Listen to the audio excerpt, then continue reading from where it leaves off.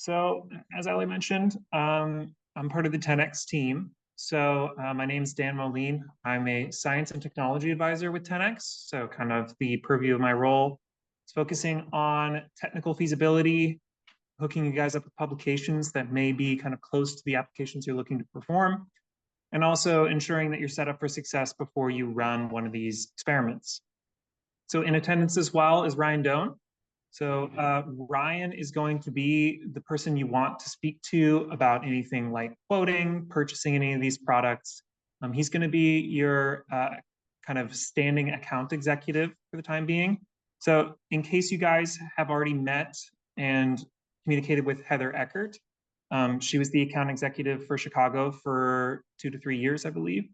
She's just moved to a new position in another company. So in case a recent email has gotten lost in the shuffle, that's just part of these types of transitions, please feel free to reach out to us again. We're super excited for Heather, but we just want to make sure that there's no friction on you guys' side as the customers, okay? So when we're going to dive into the presentation, we're going to talk through a little bit of the best practices for sample preparation, kind of the why of the applications that the folks from Miltenny were explaining. And we're also going to have a little bit of some of our recent product updates folded in just because they are so kind of fundamental to the way that these products work and improve things so significantly. I think I'd be remiss not at least mentioning them today.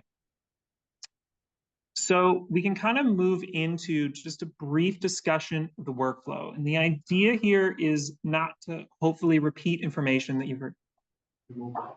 Oh, yeah. There we go. So the idea here is not to, what? Okay.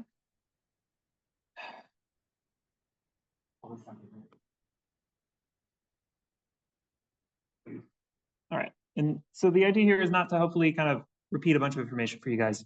The idea is to just make sure everybody's on the same page. We had a few people mention that they were a little new to the 10X process, and I just want to kind of show how exactly this stuff works before we dive into sample prep, okay?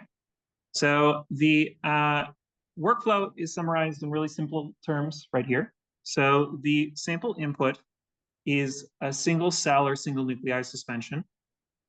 These are loaded into the chip along with other reagents, including barcoded gel beads and a partitioning oil. And together, these three components are flowed through the chip and create a single cell emulsion, in which there are droplets containing single cells in the barcoded gel bead so that we can capture the information from a lysed cell without interference from the rest of the sample. And when this emulsion is formed, you can create barcoded cDNA, then take that barcoded cDNA and make a sequenceable library. And once you have that library, sequence it on an Illumina-compatible sequencer. You guys have several on campus. And then you can take those reads and analyze them using our data analysis software as well as third-party platforms as well. And so the kind of core fulcrum on which this assay sits is the capability to separate cells into individual droplets, once again, with a barcoded gel bead. The way in which this is done is that your barcoded gel beads are loaded into one input well of the Chromium chip, cells in an RT enzyme loaded into another. And these components, as well as your partitioning oil, flow together through the chip and are subsequently deposited into a final recovery well that contains your emulsion. Inside of that emulsion, you obviously have your droplets containing your barcoded gel beads.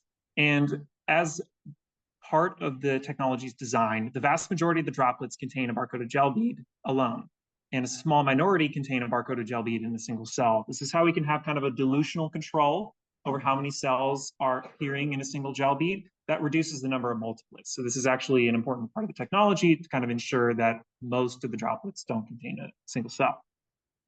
In that minority that contain a single cell and a barcoded gel bead, the cell will lyse in the presence of the gel bead. The gel bead will melt in the presence of the cell. The gel bead releases barcoded oligos that capture the transcript information from the single cell and then prime a reverse transcription reaction. And that's how we create the cDNA that then subsequently becomes your library. Since that cDNA is barcoded, we have the information that lets us trace it back to the cell it came from. That means we can just break this emulsion. We don't need this droplet-based reaction anymore. Once you break that emulsion, you can just produce an Illumina-compatible library in very similar way to how you produce a normal RNA-seq library at this point. Then you'd sequence that library and get your outputs. And this is just a video showing the microfluidics here. So this term GEMX is shown in this slide, and much of the slides that I'll show today kind of talk about GEMX. The idea of this update is that we updated the fluidics, the chip, to make it more robust and also more gentle on the cells. This allows for better capture, better sensitivity, fewer failures. Generally speaking, it is an across-the-board improvement of all of our assays that have been put onto GEMX, and it is 10% cheaper. So the idea here is bringing this up because there is no reason not to pursue this newer and better technology. And I'm happy to talk with you guys more in depth about it during the workshops today or in follow-up to this presentation. The barcoded oligos have not changed too terribly significantly since we initially released this single-cell sequencing technology.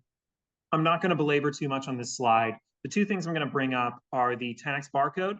That is the known sequence that we use on each one of our barcoded gel beads that allows you to denote where a cell's information came from. Since there's a relationship of one gel bead to one cell in one of these droplets, this sequence, the 10x barcode, is how you know what cell the transcript read came from in your library. Additionally, we have this poly-DTVN sequence here, and this is a sequence that's used for capturing transcripts by their poly-A tail. So we have other applications in our portfolio that use differing methods for capturing transcript or genomic information. This is just kind of the most generalized and easily available one that we see a lot of people use. So I was using this one as an explanation, but generally speaking, these platforms try to be as unbiased as possible. And with that unbiased tool, you do have a bit of a double-edged sword. So the unbiased tool allows you to gather a huge breadth of information to kind of fuel your experimental process.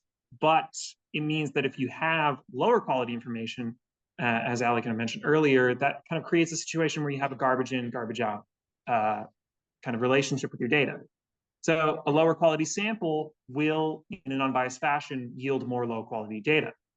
So the reason we have these kind of talks about sample preparation is specifically to try to prime you guys for improving your sample quality as much as possible. So when you finish an experiment, you can be proud and excited about the data you receive and minimize the kind of need for troubleshooting after the fact.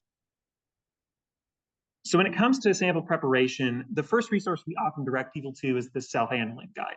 So this is a pretty robust document. I think it's reaching about 50 pages now. And it contains not only best practices for how to handle a sample, but also some kind of common use cases for sample handling and graphical representations and data that can kind of inform how best to pursue things. So this is a great resource available on our support site. And on top of that, we have, I think now, dozens of other resources available for sample preparation as well. But this is a fabulous starting point.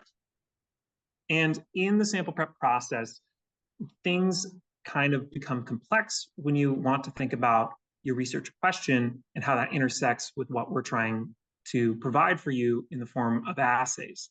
So our different assays receive different inputs. So when it comes to trying to capture things, you can have this kind of Venn diagram type thought process where our gene expression approach is probably the most flexible and allows for a wide variety of different sample types to be added: cells, nuclei, fixed cells, fixed nuclei. But the protein expression workflow requires whole cells because we typically use that to capture cell surface protein. The chromatin assembly modality using ATAC requires nuclei because we need to be able to translocate the transposase into the nucleus so that it can actually work on the genomic DNA, chopping it up so that you can actually see the cut sites. So this is kind of the first step of the sample prep process, is ensuring that you're going to produce the output that is actually most useful for the assay you're trying to run. Additionally, there's the actual workflow process. So this is just the stepwise process where you take whatever you receive, for example, human patient tissue, and break it down into a single cell sample so that you can run it through our chip. And there's a lot of different steps in this process. I don't want to spend too much time on this slide, but I think probably the most important one is located here, is ensuring that you have a reasonable and feasible way to QC your samples so that when you have your single cell sample, you can know what the quality is and how best to move forward. And the sample QC we typically recommend is fluorescent counting.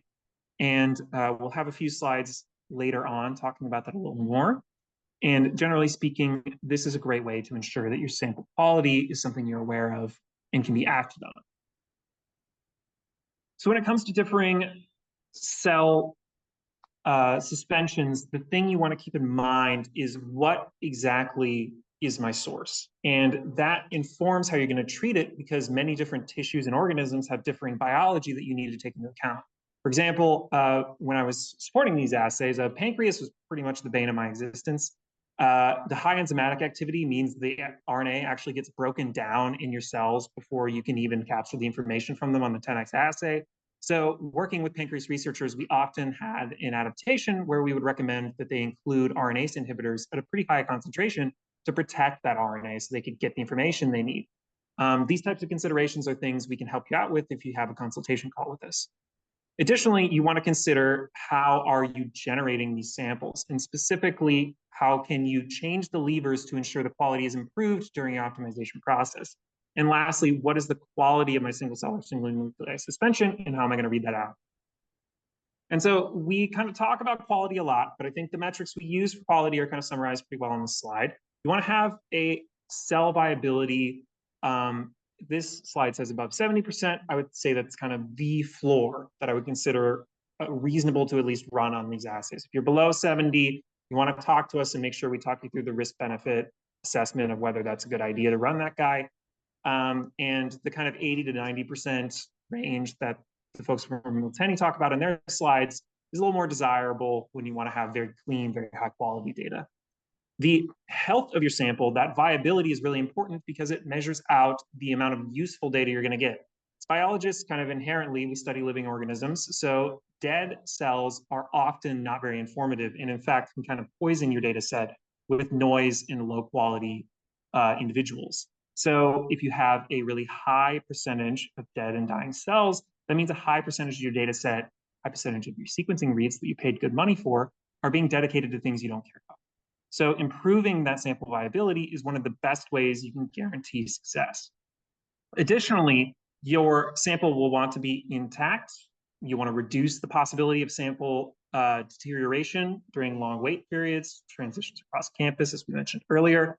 And lastly, you want to ensure your sample is clean, so devoid of aggregates and clumps as much as you can, using things like those Miltenyi filters to clean out your sample and ensure that you have a very nice single cell suspension, and also to remove free-floating RNA and DNA just with a couple of simple washes.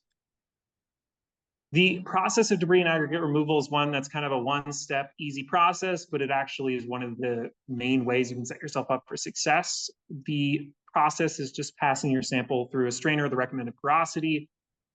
The reason the folks from Miltenyi brought up their filters is because they are actually legitimately some of the better ones in the entire industry.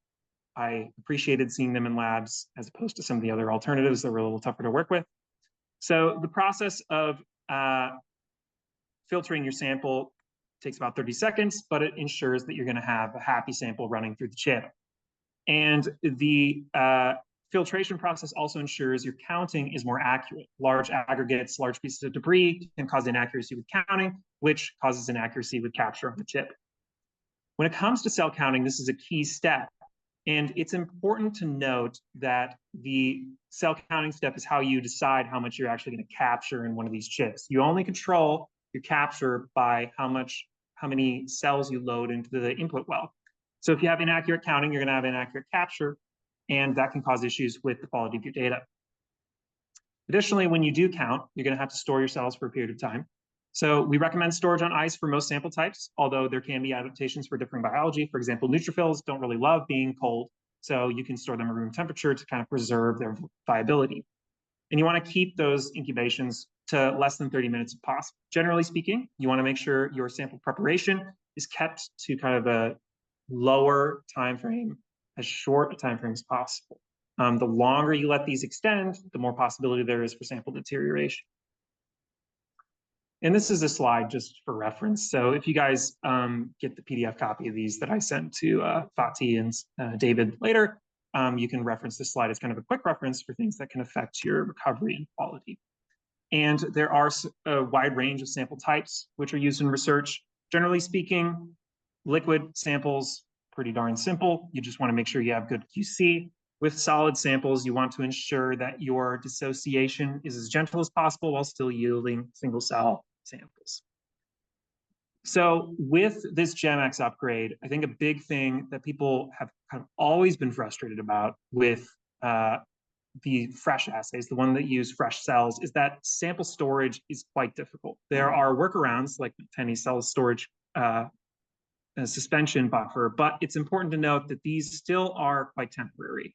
They last for a period of time, and it can be great for maybe an overnight storage or a couple of days.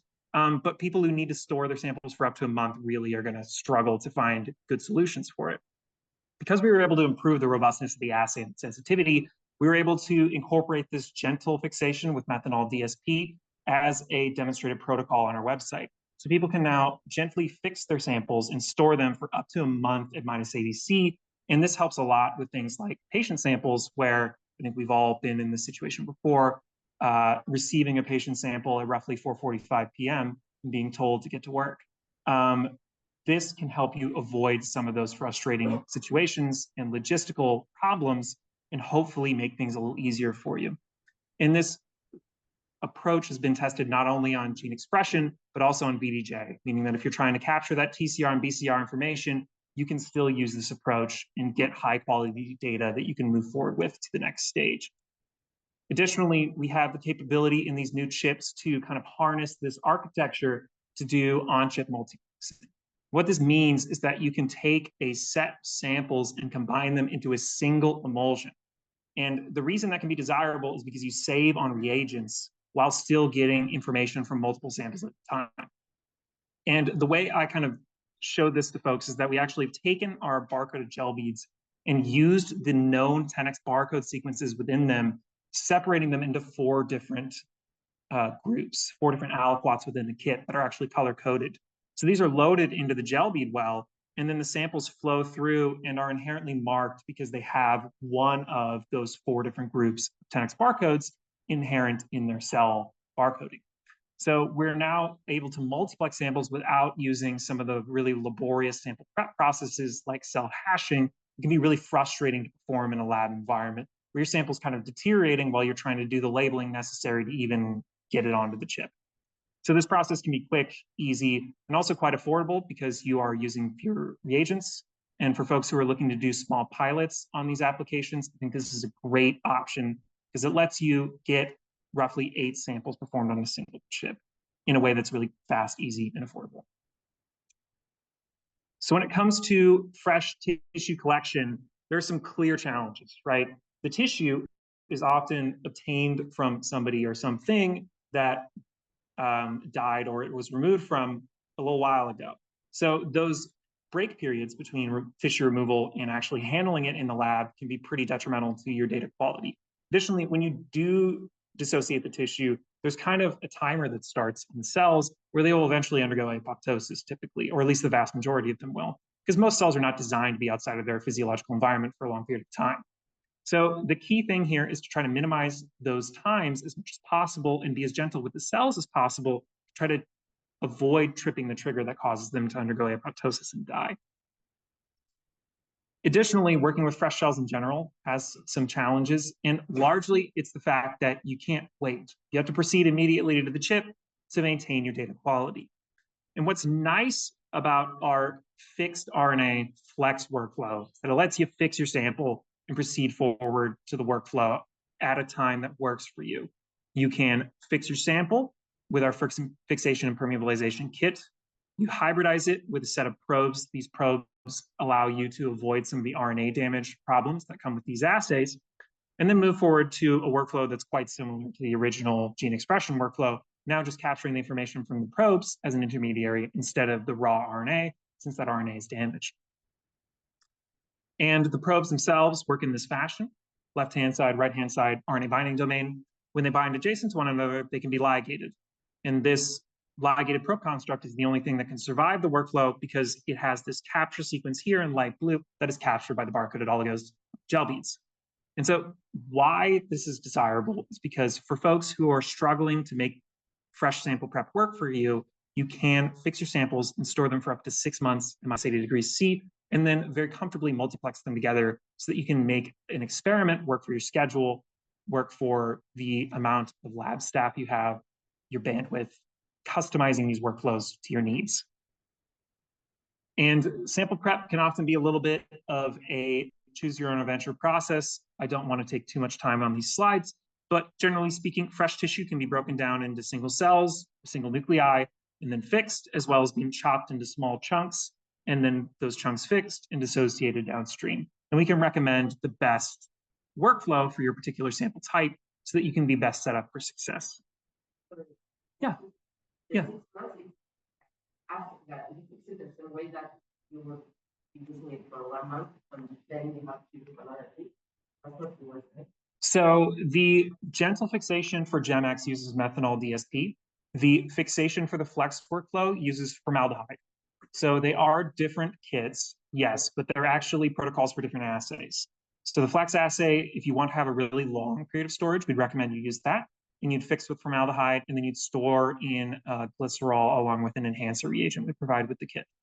So you don't need to buy another kit to store for 6 months. That's inherent as part of the assay. It's just that difference is one I kind of wanted to talk about a little bit. Yeah. Yep. And so when it comes to frozen tissue you may be receiving, for example, from Biobank or from a colleague who's sending it across campus or maybe across the country, there are a couple of options as well. You can chop the tissue and dissociate it, which is usually the one I'd recommend, or you can isolate nuclei from it and fix those nuclei. Generally speaking, the only real bottleneck here is just that you have to fix your sample using our recommended method, as that ensures a high quality final data set. But otherwise, there's a lot of different ways to kind of come at this obstacle to ensure that you get good quality. And we have extensive demonstrated protocols on our website as well. A big thing that I always focus on when it comes to specifically the Flex assay, but assays in general, is a desire for accurate counting.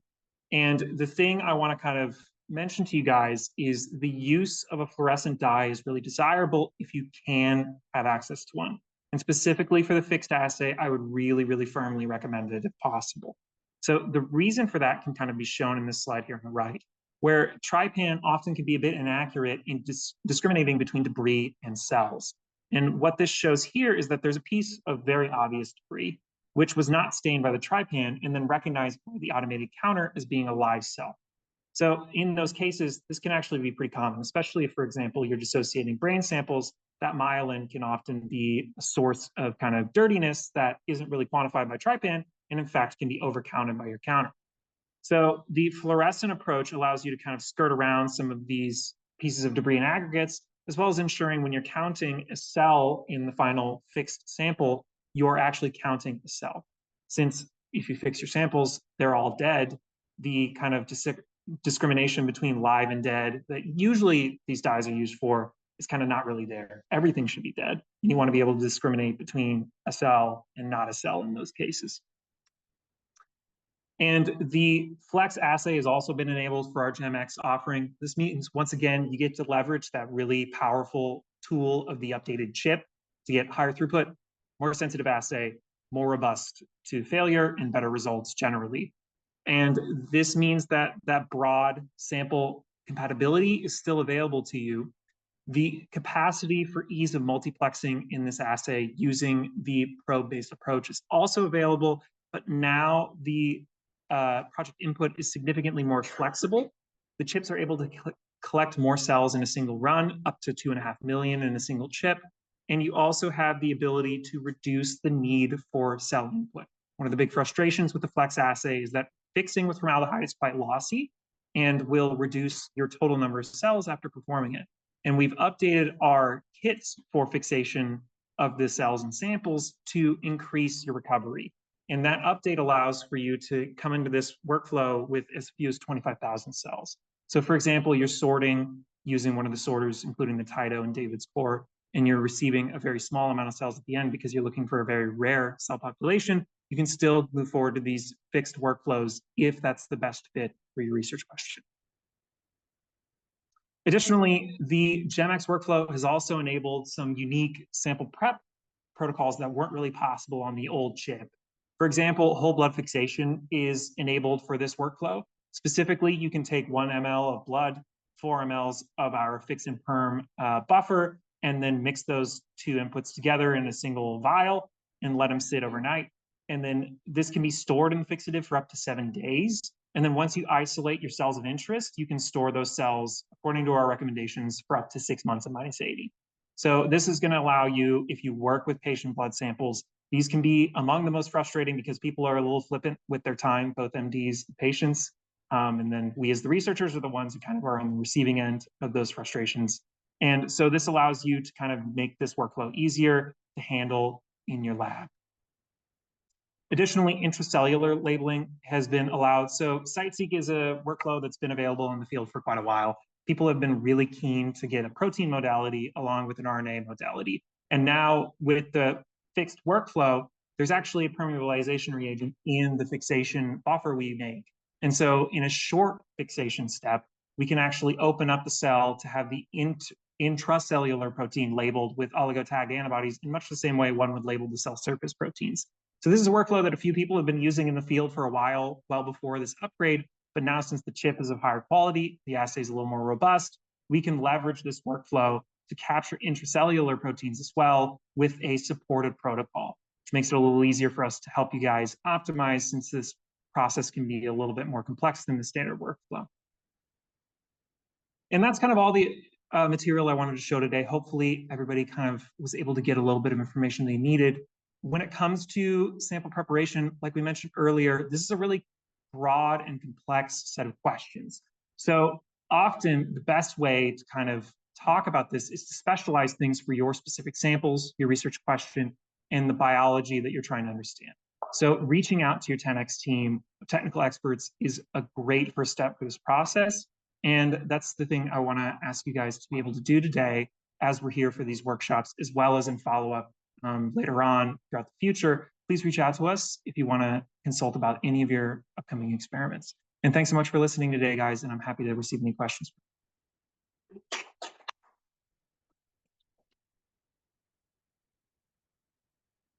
The 6 months is that you guarantee that it's the maximum, or do you know, like, I know that the company is probably trying to have 6 months, but you know that after that it doesn't work?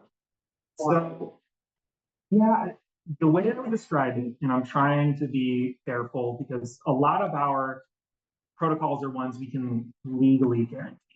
So we tested it internally, have found after numerous reps that it is true. I've seen people store samples for longer than 6 months. It's been relatively fine. The key thing is that if you have a fall off, it's quite difficult to tell if the fall off in quality has occurred. So it's something where if you had to do it, for example, if you turned in an experiment, you found out later on that you needed to go back to the start and rerun those samples, and it's past 6 months, we can talk about it. I'd say if it's something where you're planning right now to leave your samples in the freezer for over a year, maybe we find a way to not do that.